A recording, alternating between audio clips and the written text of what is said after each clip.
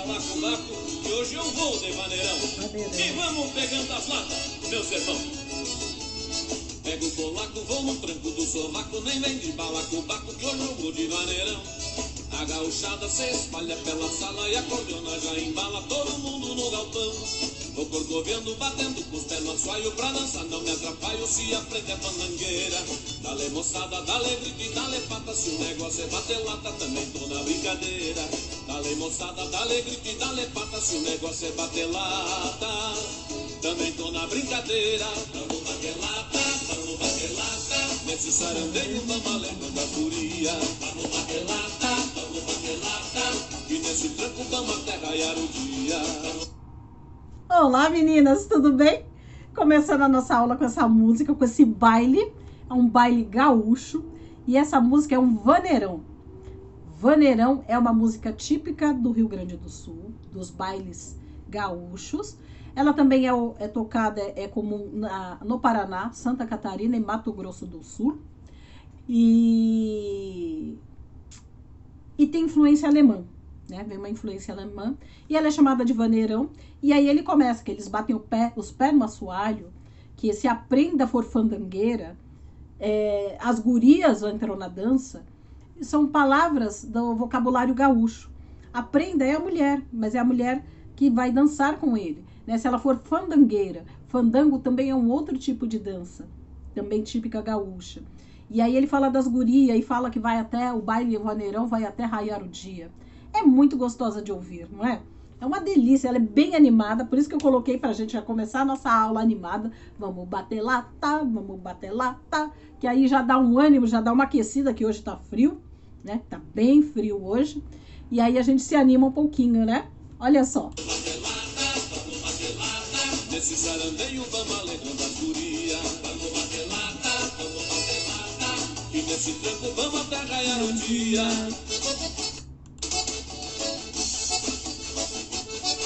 Bem gostosa de ouvir, né? E aí a gente começa com esse vaneirão, com esse baile gaúcho, porque a gente vai falar do Rio Grande do Sul. O Rio Grande do Sul é o nosso último estado da região sul. Falamos aqui do Paraná, Santa Catarina e Rio Grande do Sul, cuja capital é Porto Alegre, tá aqui embaixo. É o nosso último estado da região sul. Região sul que, por sinal, tá bem fria por esses dias. A gente tá no inverno. Aqui em São Paulo tá muito frio. Hoje tá muito frio, vocês sabem que eu faço o vídeo um dia antes, então eu tô fazendo o vídeo na terça e a aula na quarta. E tá muito frio. E hoje de manhã, inclusive, eu ouvi no rádio, olha só, que essa noite em Urupema, Santa Catarina, a gente falou de Santa Catarina semana passada, os termômetros registraram menos 8 graus. Dá pra ter ideia de menos 8 graus, como deve ser frio? Que bacana que a gente pôde falar dessa região aqui, justamente nessa época. É a região mais fria do nosso país e a gente está falando na época em que ela fica mais fria. Várias cidades registraram temperaturas abaixo de zero, uma delas foi Urupema, e tem outras cidades, curitibanos com menos 5 graus, e outras cidades também, que registraram temperaturas bem baixas. Então nós estamos fazendo uma viagem para o sul na época mais fria. Estamos conhecendo o sul no inverno. E vamos falar um pouquinho do Rio Grande do Sul. Ele é o último estado da região sul, como eu falei. Ele é o estado mais rico da região sul do nosso país. Faz divisa com Santa Catarina, aqui, e com o Uruguai e a Argentina aqui embaixo, com outros países. Ele é banhado pelo Oceano Atlântico, aqui fica toda a parte litoral, né? Deixa eu pegar assim. Então, o litoral, então aqui ele é banhado pelo Oceano Atlântico, então tem regiões que tem praias. E ele possui as duas maiores lagoas do Brasil, a Lagoa Mirim e a Lagoa Mangueira. E também possui uma das maiores lagunas do mundo, que é a Lagoa dos Patos. A Lagoa dos Patos é a maior lagoa de água doce do Brasil.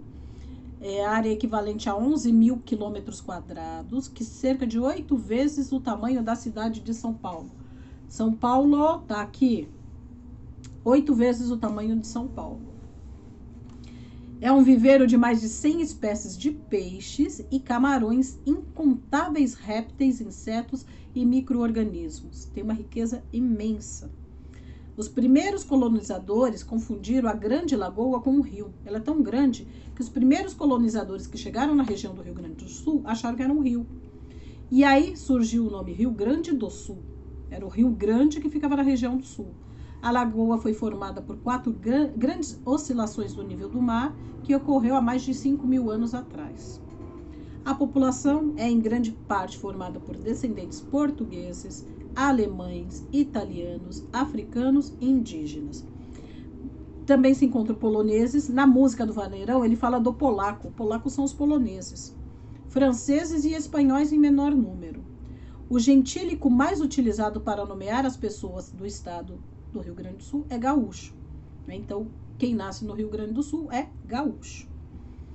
O Rio Grande do Sul foi palco de grandes revoltas federalistas, como a Guerra dos Farrapos, e participou da luta contra as Rosas e a Guerra do Paraguai.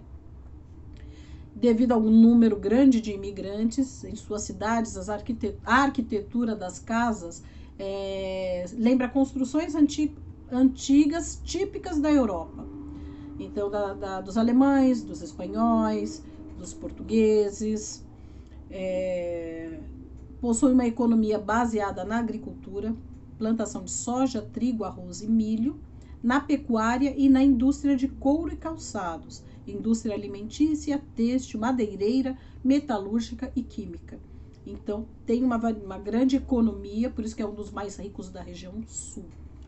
Foi o estado brasileiro que elegeu mais presidentes da República, na época que era pela votação direta ou indireta, né? Agora o voto direto, ou na época que era indireta.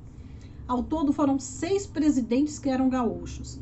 O Hermes da Fonseca, Getúlio Vargas era gaúcho, Arthur da Costa e Silva, Emílio Garrastazu Médici e Ernesto Geisel, e João Goulart era o vice-presidente, né, que assumiu quando o Jânio Quadros renunciou. Todos eles gaúchos. Atualmente, o estado do Rio Grande do Sul é o estado que tem o maior número de museus do Brasil. Ele tem aproximadamente 66 museus espalhados por todo o estado. A Praia do Cassino, com 212 quilômetros, é a maior praia do mundo. A cidade de Gramado é conhecida mundialmente pelo famoso Festival do Cinema, Festival de Cinema de Gramado. Daqui a pouquinho a gente vai falar um pouquinho de Gramado, tá? O lenço que o gaúcho usa amarrado no pescoço, atualmente, pode ser de diversas cores, sendo a branca e a vermelha as mais comuns. Mas, ao longo da história do Rio Grande do Sul, esse lenço tinha uma conotação política, trazia um significado político que era importante naquela época. Por exemplo, o lenço vermelho fazia uma significativa de republicanos. O branco eram os pica-paus, os chimangos, e o preto era usado em sinal de luto. E aí faz parte do traje típico aquele lenço amarrado no pescoço. Festividades. Dentre as festas religiosas que acontecem no Rio Grande do Sul, se destaca a procissão fluvial de Nossa Senhora dos Navegantes, que é a padroeira de Porto Alegre. Acontece também lá a festa de Iemanjá, que também é considerada a rainha do mar. Então tem a mesma... no catolicismo é Nossa Senhora dos Navegantes, no candomblé é Iemanjá. Por isso existem as festas em homenagem a essas duas santas. A Califórnia da Canção Nativa é um evento musical que é considerado como patrimônio cultural do estado, e ele ocorre uma vez por ano em diversas cidades. E o principal evento gaúcho é a Semana Farroupilha, que é uma semana de comemoração aos líderes da Revolução Farroupilha. A Semana Farroupilha ela é comemorada entre 14 e 20 de setembro. A tradição gaúcha chama a atenção de todos os brasileiros por algumas questões, né? Eles têm algumas questões muito particulares, que acontece mesmo lá no Rio Grande do Sul. São características e tradições gaúchas, né, que acontecem somente lá. Primeiro é o clima frio, nos meses do inverno, como eu falei agora, a gente está no inverno falando do sul. A forte influência do povo uruguaio e também dos espanhóis. A colonização europeia, com influência nos hábitos e os costumes, e o gosto pelo campo e nativismo, que é em função das tradições indígenas. A comida típica, né? As comidas típicas gaúchas são apreciadas pelos povos pela população do sul e pelos turistas que visitam o Rio Grande do Sul. O gaúcho tem como prato principal o churrasco tradicional gaúcho, o churrasco feito no chão, que é a costela, né? Principalmente as costelas que são enfincadas no chão com o carvão em volta. Eu já comi um churrasco assim e é muito bom. E também tem a típica bebida gaúcha, que é o chimarrão. Ele é feito da erva mate quente e é amargo. E ele é sorvido por meio de uma bomba.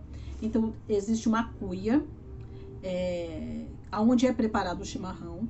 E eu vou contar para vocês que eu não consegui pegar antes. Eu ganhei uma cuia de uma amiga. Ela foi há 15 dias atrás para Gramado, Canela, visitar essa região do Rio Grande do Sul e me trouxe uma cuia de presente com a erva mate. Só que logo depois que ela voltou de viagem, ela ficou resfriada. E aí a gente não pôde se encontrar e eu não consegui pegar a cuia, porque se eu tivesse pego a cuia, eu ia mostrar para vocês. Então a cuia é um utensílio, ela é feita de madeira ou de chifre de boi, aliás. É chifre de boi. E aí dentro dela é colocada a erva mate, que é a erva do chimarrão. E a bomba, que parece um canudo, só que ele é de alumínio. E aí, como que o gaúcho prepara? Ele coloca a erva, coloca água quente até encher. E aí vai sorvendo, bebendo o chimarrão. A erva mate parece o chamate, o nosso chamate, então, só que ele é mais forte, mais amargo. E é tradição passar a cuia para várias pessoas. Então, eu chupa um pouquinho, passo para outro, chupa, passa.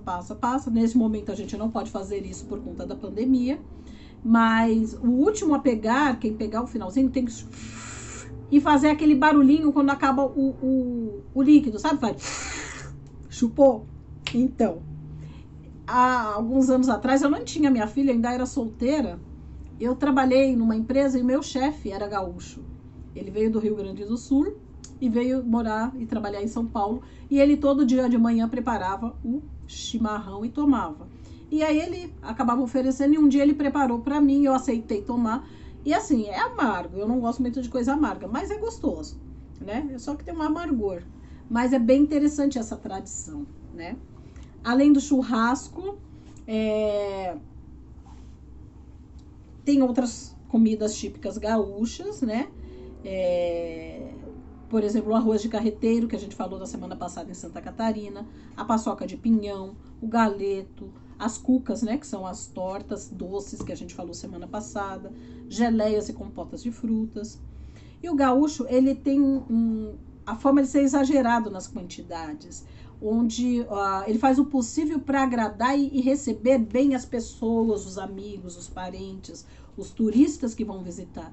Então é normal que após um churrasco delicioso, eles ofereçam 2, 3 tipos de sobremesas, né, para agradar as pessoas. Eles são muito hospitaleiros. O chimarrão, não tem quem não, né, um gaúcho que não gosta de chimarrão. Muitas pessoas sabem que o chimarrão é a bebida típica. E eles tomam chimarrão, porque coloca água fervendo, até no verão. Na praia, eles estão na praia com a cuia de chimarrão quente tomando. E as pessoas, às vezes, os turistas não entendem, porque no calor a gente tende a tomar coisa gelada. E eles tomam chimarrão quente. Eu falei que é uma bebida típica. Eu anotei algumas coisas para não esquecer. E, bem, eu já falei do chimarrão aqui. A dança típica gaúcha, né? A gente falou agora do vaneirão. São várias danças, né? E o sapateado é uma característica, por isso que ele fala, vamos bater o pé no assoalho, né? Que eles batem, eles usam muito o sapateado. E nas casas tradicionalistas, nas casas dos moradores que têm a cultura tradicional gaúcha, é muito comum encontrar a dança masculina, que é a dança com facões. Eles deixam o facão na bainha e usam o facão, representando uma luta, né? A simulação. Batendo o facão e fazendo aquele som que aí é batido no ritmo da dança. Isso para relembrar o passado, né? E as batalhas que eles enfrentaram para defender as terras gaúchas. São diversos tipos de danças, diversos tipos de danças típicas. E envolve as belíssimas roupas que eles usam, que as roupas são muito bonitas. Os homens usam a bombacha, que é aquela calça folgada, com a bota por cima. Aí tem uma faixa amarrada na cintura, tradicionalmente a camisa branca, com um lenço amarrado no pescoço e o chapéu. As danças valorizam as danças, eles valorizam as danças em casais. Então a maioria das danças são feitas por casais, que aí vem a prenda, né? Que eles falam a prenda. Se a prenda for fandangueira, o baile vai bem. E eles dançam ao som da gaita, do violão e de instrumentos de percussão, como a chimarrita e a milonga, são 2 instrumentos. Os ritmos são o vaneirão, a chula e o pezinho. A chimarrita é uma dança típica portuguesa, também semelhante à quadrilha. E já a milonga se assemelha ao tango, que é muito comum na região do Uruguai e da Argentina. É uma dança mais lenta, induz ao romantismo, que é diferente do vaneirão, de movimentos mais rápidos, como os famosos 2 para lá e 2 para cá. Também é dançado em dupla, a dança do pezinho, e eles costumam dançar e cantar. A chula é uma dança que somente os homens dançam, e também é chamada de dança do facão.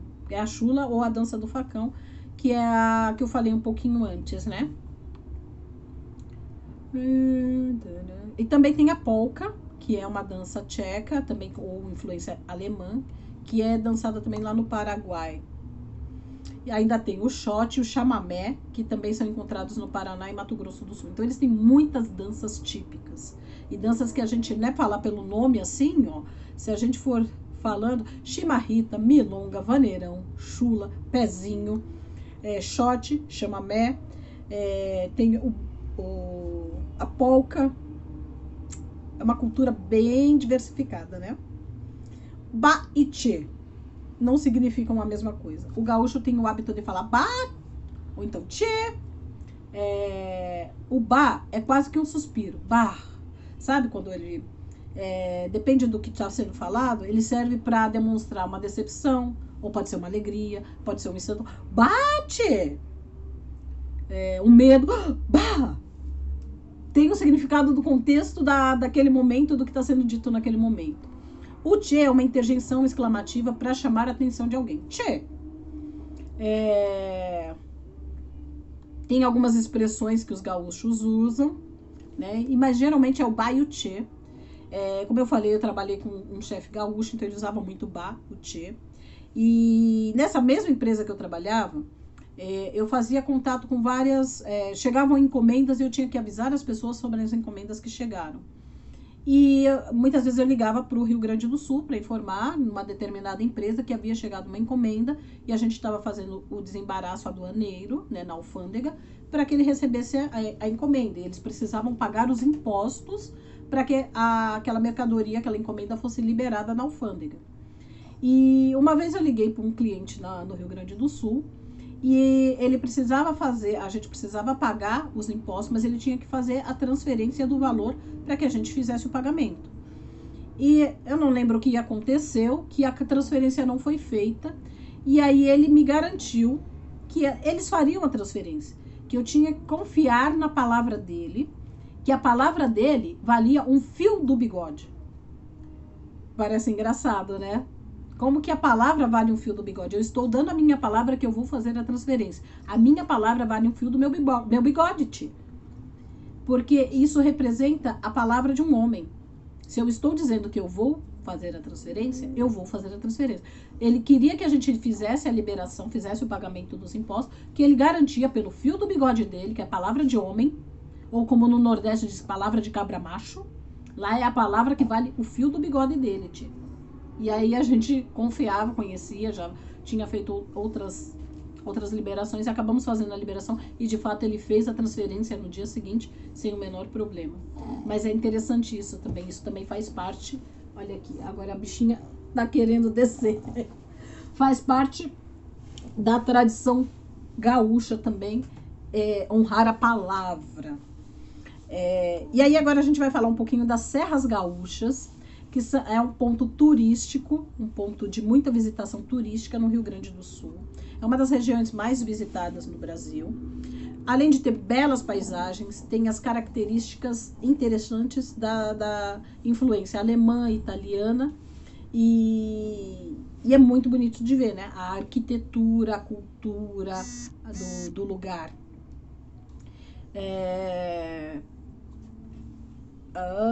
Na arquitetura, na cultura, na produção dos vinhos, na culinária, nos costumes. A Serra Gaúcha, ela se divide em 3 regiões geográficas e culturais. São 3 regiões diferentes na cultura e na geografia. São os campos de cima da serra, que é a parte gaúcha, tradições gaúchas. A região das hortênsias, que tem tradição alemã. E a região da serra, que é a tradição cultural italiana, influência italiana. Os campos de cima da serra, essa região fica mais plana, né, acima da serra, e ela não sofreu tanta influência dos europeus, dos imigrantes. Então ela traz características gaúchas mais marcantes, como a criação do gado, a vida no campo, e as suas paisagens têm belíssimos cânions. Cânions são precipícios. E algumas cidades dos campos de cima da serra são Bom Jesus, Jaquirana, Vacaria, São Francisco de Paula, Cambará do Sul e São José dos Ausentes. Aí tem a região das Hortênsias, que herdou esse nome por causa da colonização alemã, e aonde ficam as principais cidades turísticas das Serras Gaúchas, que é Gramado, Canela e Nova Petrópolis. E lá a colonização sofreu influência alemã, e do maior exemplo dessa influência é o café colonial, que é servido nessas cidades. Tem a região da Serra, que recebeu grande influência dos italianos, e lá se destaca a produção de uvas e vinhos, por isso a influência italiana. Os principais destinos, né, as cidades mais visitadas, são Caxias do Sul, Bento Gonçalves, Garibaldi, Flores da Cunha, Antônio Prado, Nova Roma do Sul, Farroupilha e Nova Prata. Gramado é muito conhecido, como eu falei agora há pouco, onde acontece o Festival de Cinema de Gramado, e é um dos destinos mais visitados do país, principalmente nessa época fria. Tem gente que não gosta justamente pelo frio, eu não ia nessa época. Uma época muito bonita para ir é na época de dezembro, que tem o Natal Luz, a cidade fica toda iluminada, e aí já não tá tão frio, né? Dá pra gente pensar em ir. Quem não gosta do frio, assim como eu. Eles têm, lá em Gramado, tem inúmeros parques, um clima romântico, a culinária, a arquitetura. É muito bonito de ver. Tem a cidade de Canela, que fica do lado de Gramado, né? E aí, geralmente, quem vai a Gramado também visita Canela. Ela tem lá a Catedral de Pedra, que é um ponto turístico lindíssimo, vou mandar foto para vocês, e vários parques temáticos que oferecem belíssimas atrações naturais. O destaque de Canela é a Cascata do Caracol, que vocês vão ver que eu vou mandar foto, que fica localizada no Parque do Caracol, e é isso, Canela é isso. Aí tem Caxias do Sul, que é a maior cidade gaúcha, é uma cidade com inúmeras indústrias, e mesmo assim ela mantém uma característica de interior, e lá tem vários roteiros turísticos assim para conhecer, além das plantações de uva e das vinícolas. Bento Gonçalves também é conhecida como a capital brasileira do vinho, e não é à toa, né? Lá tem inúmeras vinícolas, muitas plantações de uvas, as parreiras, né? Que se espalham pela cidade, e tem um passeio de Maria Fumaça lá, que vai pelos vales dos vinhedos, que é muito bonito, né? Tem a cidade de Garibaldi, que também aí é considerada a capital do espumante, que são as champanhes. Existem várias vinícolas lá, espalhadas pela cidade, e lá são produzidas alguns espumantes, como Garibaldi, Petelongo, Chandon. E tem a cidade de Farroupilha, que fica próximo a Caxias do Sul, e lá tem o Santuário de Nossa Senhora do Caravaggio, que recebe milhares de romeiros durante o ano. E aí eu vou fazer uma pergunta para vocês agora. Quem é que lembra? Eu me lembro de uma minissérie que foi exibida na Rede Globo chamada O Tempo e o Vento. Vocês se lembram? Que tinha o Tarcísio Meira como o Capitão Rodrigo Cambará, a Glória Pires, o Lima Duarte, quem mais? Era Glória Pires, Lima Duarte, o Tarcísio Meira. Tinham vários atores muito famosos. E agora fugiu o nome de alguns. E a minissérie foi baseada em um livro do Érico Veríssimo, o escritor. Érico Veríssimo era um escritor gaúcho. Ele nasceu em Cruz Alta e faleceu em Porto Alegre. E ele escreveu uma trilogia porque são três livros. O primeiro é O Continente, que foi baseado a minissérie foi baseada nesse livro, e tem outros dois também que compõem.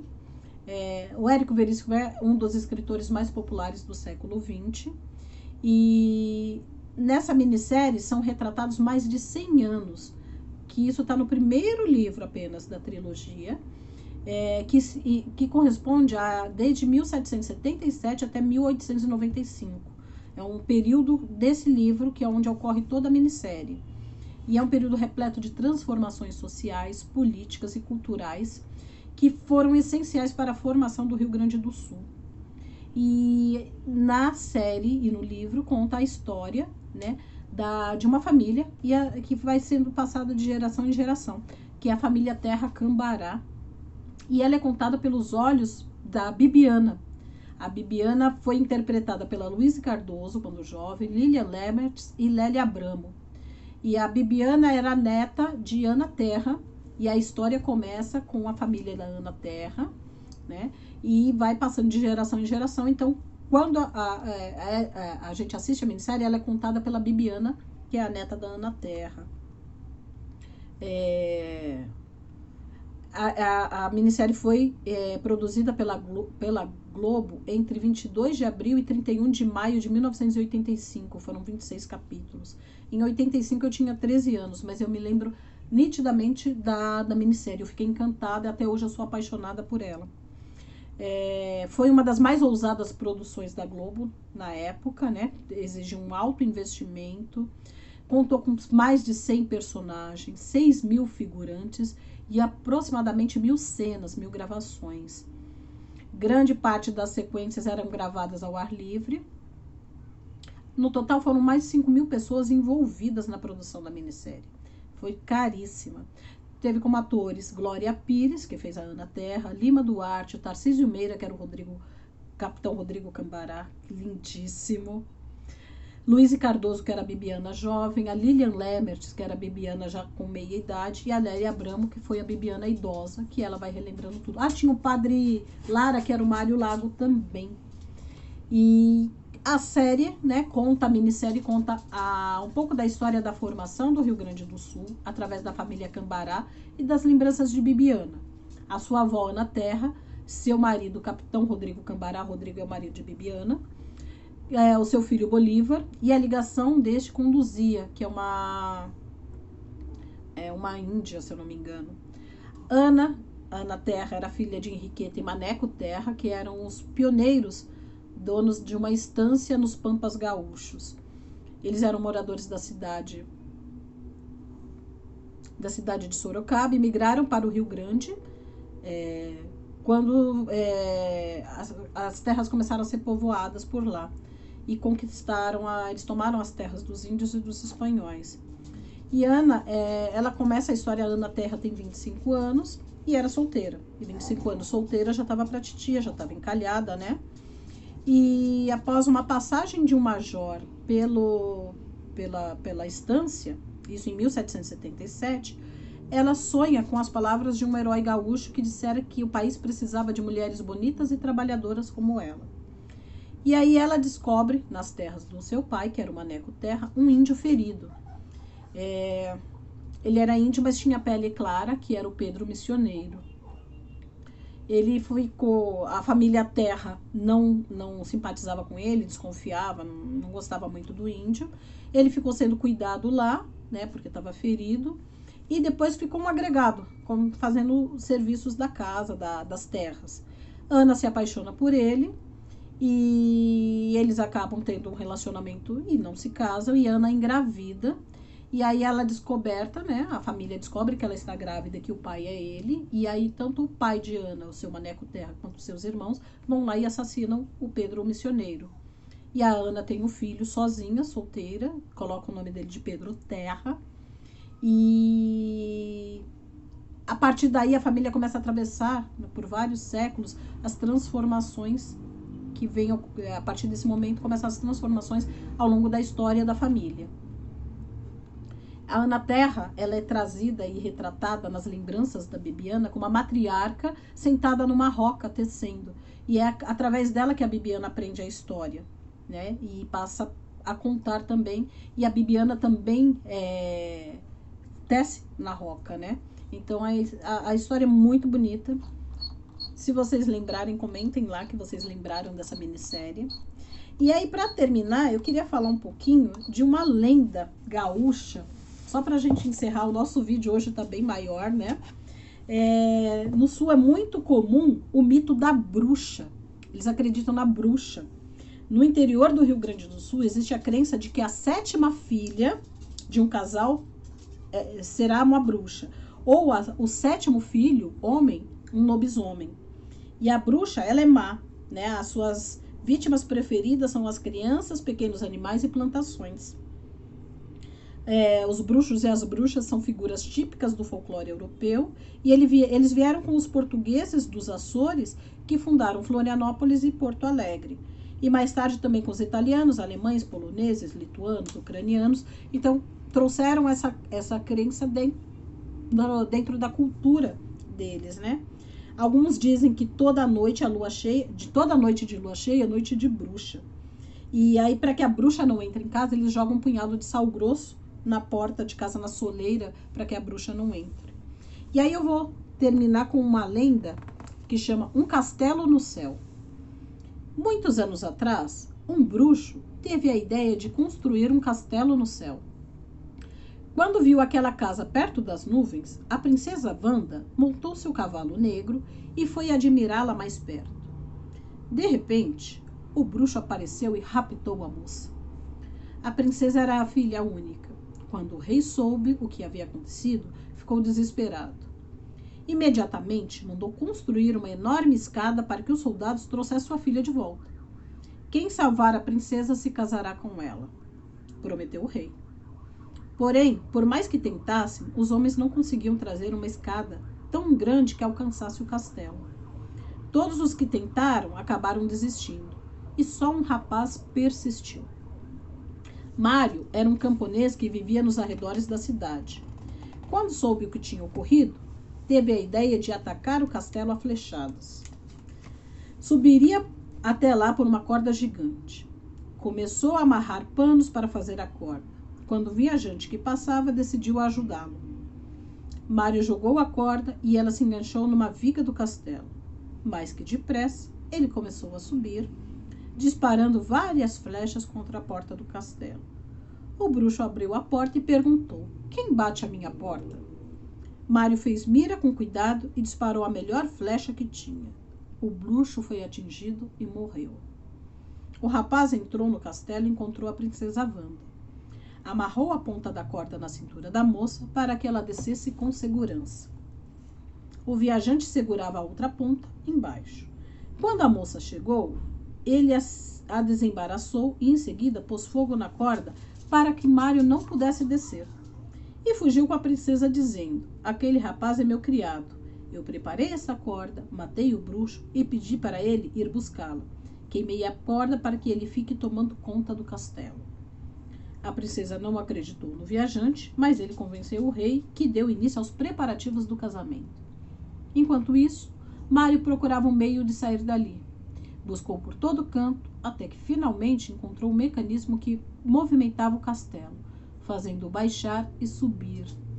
Dirigiu o castelo para a cidade, estacionou-o junto à catedral no momento que os noivos chegavam. Quando o viajante viu Mário na porta do castelo, saiu da carruagem e fugiu. Apontando para Mário, a princesa disse ao rei: Meu pai, este é o moço que matou o bruxo e me salvou. Então ele será o seu marido, disse o rei. E aí essa é a lenda do castelo do bruxo, castelo aéreo ou castelo no céu. Então tá bom. Gostaram da lenda? Lembraram da minissérie O Tempo e o Vento? Gostaram de conhecer um pouquinho sobre o Rio Grande do Sul? Então bora lá no grupo agora que a gente tem muito o que conversar. Um beijo para vocês.